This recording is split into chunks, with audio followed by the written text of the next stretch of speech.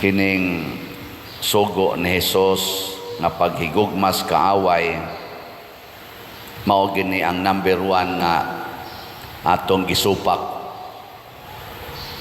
Gilingay mong tupad na sige kag higugma ng mga nangaway nimo. Giing na ko no. Ato gining supakon kay gatuo magud ta nga kon ang tao gani mudaog-daog nato, muabusar nato, nya di ta musukol, nagtuo ta nga alkansi ta. Nga gihikawan ta sa kaayuhan nga para nato. Nya nalimot ta nga inigsukol nato sa atong kaaway, mas dako nga kadaot ang mahitabo. Bari aning gubat. Gubat. Kung ang Russia o ang Ukraine nagsabot-sabot pa lang, nagpaubos pa lang ang Ukraine o wa gyud makigubat sa Russia, ang kalibutan karon dili maka-experience og grabe nga inflation, grabing economic maladis. Naapil tibok kalibutan. 40 pag yung patay nila karon. Guba pag yun kaayong ilang nasod. Kita na hinumdom sa tasuna din katong sa Marawi, katong gubat yas Marawi, bungkag mangyud tanan. Ana, di ba? Kanya kinisang gubat ron sa Israel ug sa Hamas. Tanawa kung sa nahitabo sa Gaza, kanang ilang i-feature diha sa social media. Wa man kita dito, pero ang taga dito samot na kitingali. Perting gubaa gyud. Porte pang patay. Kanang patay, apil pa mga bata, mga tiguang, mga inosenteng mga kinabuhi na nga matay. Unya ra ba ang nagdesisyon ra ba nga maggubat, wa gyud mamatay? Ang nangamatay ang karindihan. Dias ubos. Karon dinhi sa Pilipinas tensyonado kita against China. Nato sa mga leaders declare pod nga bastag, murag ginana ba, warning na ba, bastag, matyan ganimi, bantay lang gid mo. Murabag nagpasingit na ba, unsa jud kay atong kapasidad no against aning nasurang atong giatubang perti manindakua. Unsa sa inyong paminaw? Nya mura sa kitag mga iro bitaw nga abibahan tas laing nasod. Nama sa mga nasod nga nagkunuhay nagpaluyo nato, gabutang-butang sa ilang mga base militar dinhi kay sige. Mausa na nahitabo sa Ukraine. Sige. Kisa may nangamatay maayo, ang nag-abiba o ang katong giabibahan.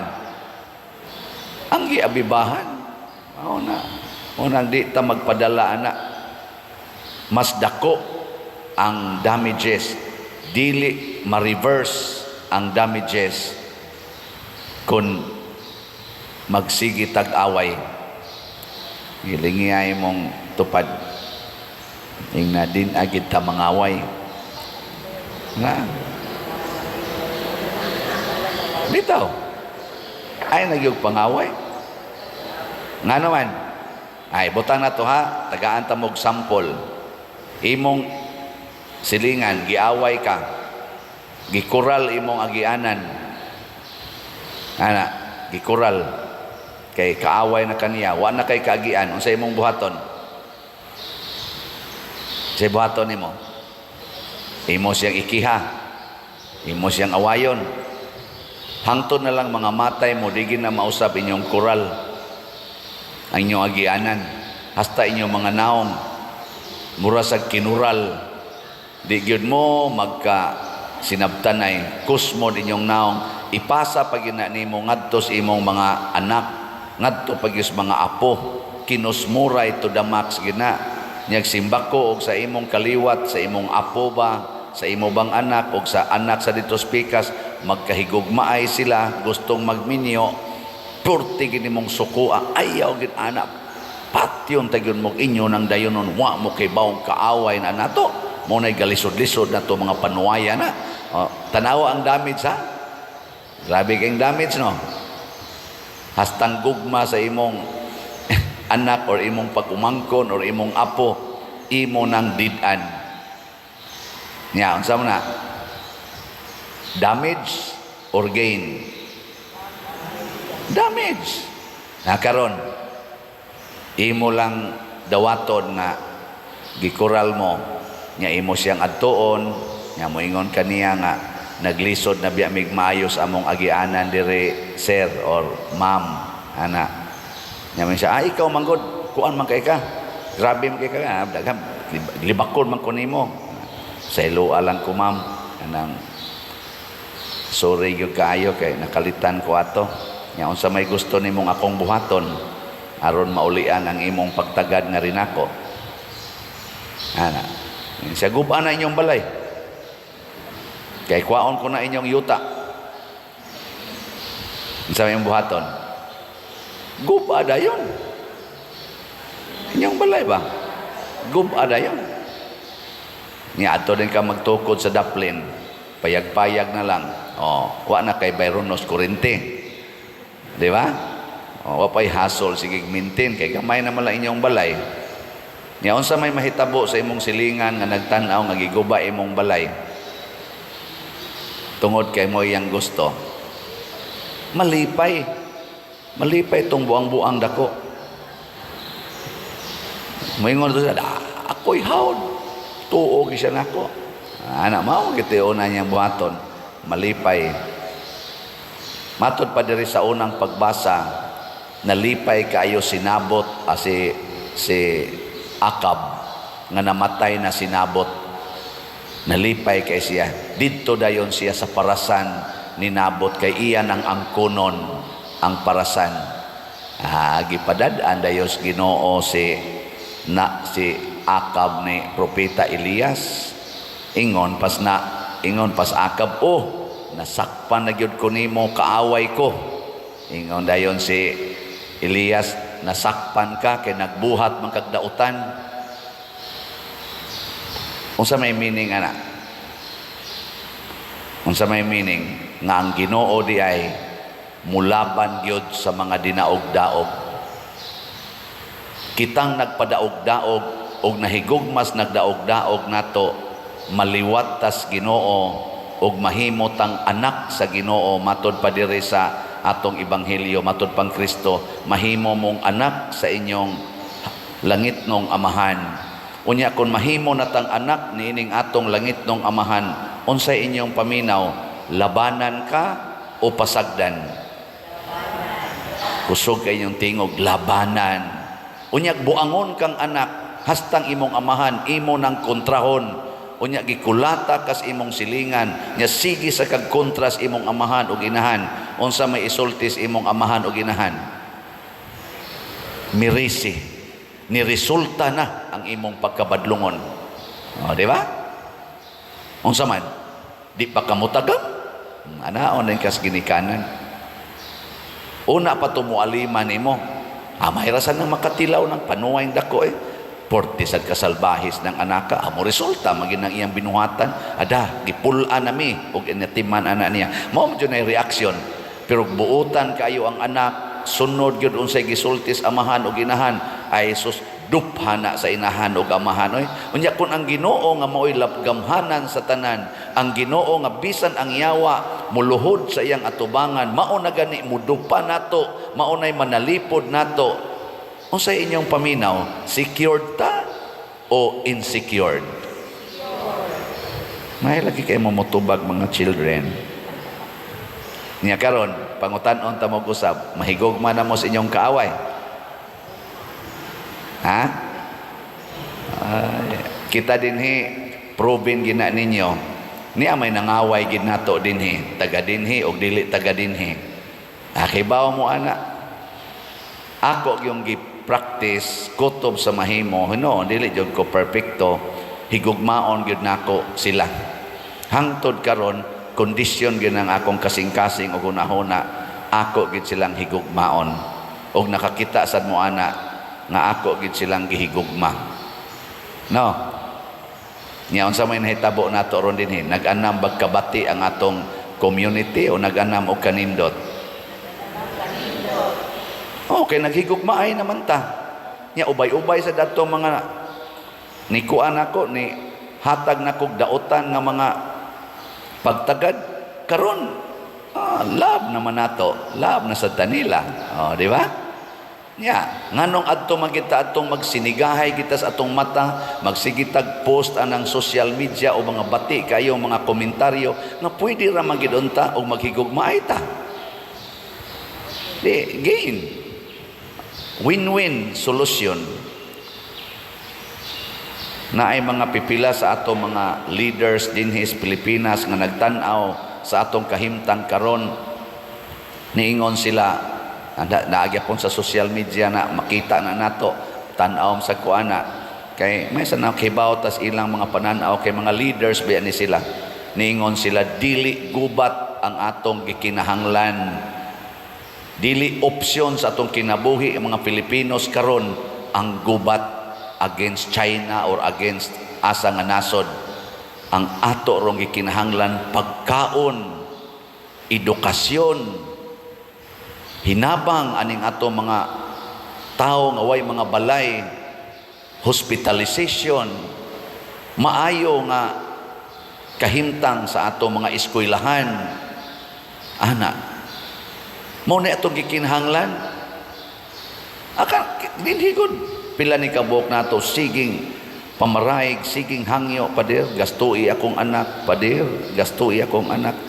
Niabot yung point ka din agi nato makaya gasto. Ubay-ubay na gini nga itong mga gigastuhan din kay naluoy lagi ta, kay maoy gikinahanglan, dili gubat, dili pinatyanay. Muna ang Ginoo sad mausa na iyang pangandoy nga ay lang mo pakigubat, padaog-daog lang mo kung mudaog-daog yun sila. Ako'y manalipod ninyo ug ako unyang pabarugon ang inyong kinabuhi nga ligon. Muna ang Israel gidaog-daog dito sa Ehipto, ingon lang ang Ginoo, sige lang, padaog-daog lang, padadaan raon niya tamo og leader. Ani abot dayos Moises. Pag abot ng Moises, gidaog-daog sad si Moises, ingon dayong Ginoo, sunda lang ko Moises, ay lagkaratol, sunda lang yun ko, kay ako na mag-igo anak nila. Ada, patay lagi tanan taga Ehipto nga mga buangon. Nawa yun mo gamit og espada ang mga Israelita. Hangtod yun nga niabot sila sa yuta nga gisaad, the promised land, og ni prosper og maayo ang Israel kay gitabangan sa Ginoo labi na gyud sa panahon ni Hari David. Purti gid nilang paglambo kay si Hari David, grabe gyud ka musunod sa Ginoo. Apan sa dihang nagsupak-supak na sila sa Ginoo, si Hari Solomon anak ni David, hangtod karon kani si Akab nga gitawag og labing ngilad nga hari sa Israel, nahugno ang Israel. Kay matod pa diri sa unang pagbasa, ikaw gidaldal nimo ang imong mga katawhan kay hari man ka, naapil sila sa imong kabuang. Mao ni nakalisod kitang mga leaders, ako sad nga leader, kamo sa mga ginikanan. Mangtas ganita kadautan, ang atong kadautan, ang epekto ana maapil ang atong mga tao nga gipiyal sa Ginoo nganhi nato. Inyong mga anak kamong ginikanan, kana sang maestra nga buangon og maestro nga buangon, maapil pong mga estudyante. Ana, kanisang ato mga leaders, kapitan nga buangon, congressman nga buangon, unsa pa na diha, mayor, gobernador, or presidente, or senador, mga buangon gani, maapil sa tas igo silang kabuang. Kaya ang kabuang nga buhat, ang binuang nga buhat, ang yawanon nga buhat, dunagyoy silot gikan sa Ginoo. Og maapil in town ang mga way labot unta, katubang mga beneficiaries unta sa atong pagka-leader. Mao na ang Pangulo magbantay gyud nga dili unta musukwahi sa Ginoo. Muna si Akab na apil ang iyang gingharian, ingon siya, bihagon kamo sa inyong kaaway, pamatyon ang imong mga kaliwat nga lalaki o babae, mupasad ang ilang mga patayng lawas o panganon sa mga iro. Yun nang kangilara na. Tungod lagi ito sa kabuang ni Akab o sa iyang asawa, kinisag yung asawa o sa, kamo bang mga asawa ba? Mga buangon yun mo. Unsay namatya ni Juan nga magbubunyag nga naputlas liog. Ang asawa ni Herodes kato si Herodias nga iyang giasawa-asawa mao'y ni Siba ni Herodes nga putlon ang liog ni Juan. Si Solomon unsa man say nahugnoan ni Solomon ang iya sa mga asawa nga mga pagano nga 300 kabuok. Mga asawa gyapon nakaguba sa kinabuhi ni Hari Solomon. Karon niya na say asawa dinhi kani si sana Jezabel mao say sigig hulhog sa iyang aning bana nga si Akab. Haron mo buhat og mga yawanon. Si Adan sad katong una natong tao nga gibuhat sa Ginoo kinsa man say gadaldal niya kaon atong supak atong kaon. Asawa gyapon. Nya karon ra ba ang mga asawa kusog kay mo claim og human right. Kamo ba yan nakaingon? Sorry ha? Kinsa man sad kuno be nakaingon sa mga bana nga makapangabit. Mga babae siging sulob anang naang mga makita ng ilang mga lawas diha, ma-attracted lang nun hastang pare. Anya, inig-rape na, inig-pangabit na, dayon mo suko-suko kamo mga asawa. Ikaw, animal ka, nangabit ka. Nasuko mo anang naa dihang maglakaw-lakaw nga magtupis ra, ana sa stage. Nga i-post pag yun sa social media, and forever it is there. Nasuko mo ana. Mamakpak pamanggani mo. Unya, nagtuo dahil mo kami, di mi kasayunan lang yun mo. Nya kami inyong basol-basolon. Nya di mo masukuan ang inyong mga isig kababay. Magsulob anang mugbo kay tanan. Ingnon dayo, hala ka cute, hala ka nice niya og body. Nya kami. Unsa may mahitabo namo? Tabangi mi ninyo. Tabunin ang angayng tabunan aron di mi mayawaan. Hilom lagi mo. Nyag maunay na mo sa inyong tari. Maunay na mo sa kabuang ninyo. Kabi sa inyong basolon. Nganong nangisog mga kapader? Ang madre, tinabunan man ang lawas, ana. Tinabunan, di na makadaot ang madre. Sunda na ninyo, kamo mga babae. Ato ra bang PYCC karon magkuan kuno sila, mag-outing kuno. Ambot di ba kani mga buangon ato mga PYCC? Nanimba man noong uban. Kani mo ni Diyos noon tingali, ang wa mo simba, iwan on to uban. Mag-outing kuno sila kay pader kapoy kay mistanan sa imo mga sugo nya natuman man to namo outing me. Yes, okay kayo. Unsa pag inyong Panginoon, sige hatag. Nga ko rin yung gipangayo, ayaw in taon mo pagyawa-yawa, mga inday o mga dodong. Basig magyawa-yawa rasan mo. Siging tanawa ng ilang mga lawas, ipakita yung maayo kay maudyo kuno nay nindot. Hinumdomin ninyo, unsay impact nahauyon ba na sa sugo sa Ginoo nga kamo mga babae, ipakita na ng inyong mga private parts diha in public and in social media. Mao ba na sugo sa Ginoo? Ha? Tubag? Nya. Nganong inyo man ang gibuhat? Nya, proud pa kay mustanan na bisag mga lawat dinhi. Pakita-kita gid anang kanal-kanal dinhi. Unsa man gilabot sa pare nga inyong pakitaon anang kanal?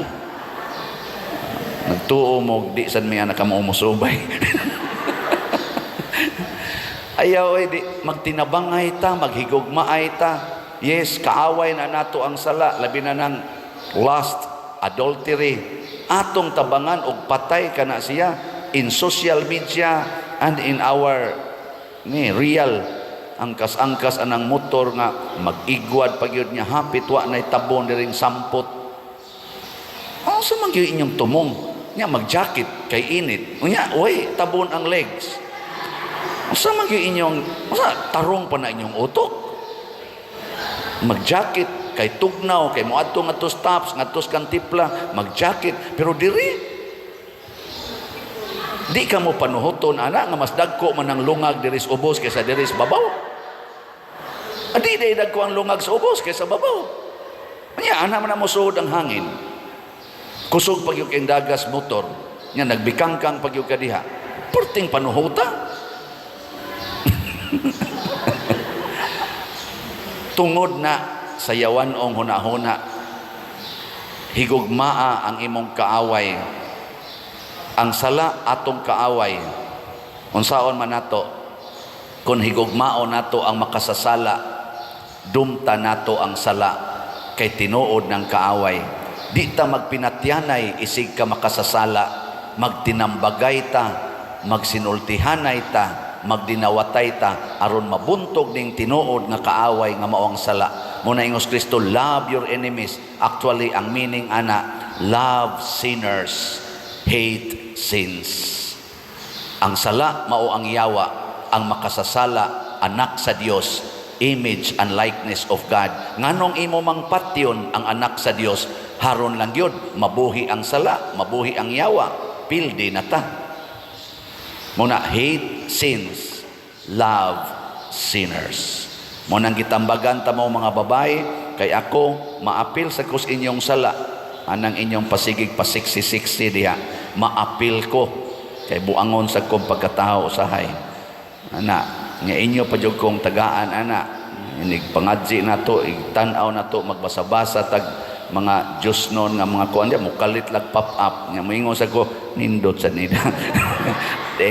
Igsunod na wa na ko spasing dito na ko kasi tanong kay sunod-sunod man dai sige sus animal gyud kayo musta na no na magtinabangay ta diha ha nya labaw tanan maginampuay ta nga kining atong nasod nga Pilipinhon diin 80% more or less ang atong solid nga mga Kristiyanos nagsunod ni Kristo mo practice unta tas atong pagkaanak sa Dios dili sa pagkaanak sa yawa nga siging away, siging pangurakot, siging kinawatay, siging inilaray, hunungo na unta na nato.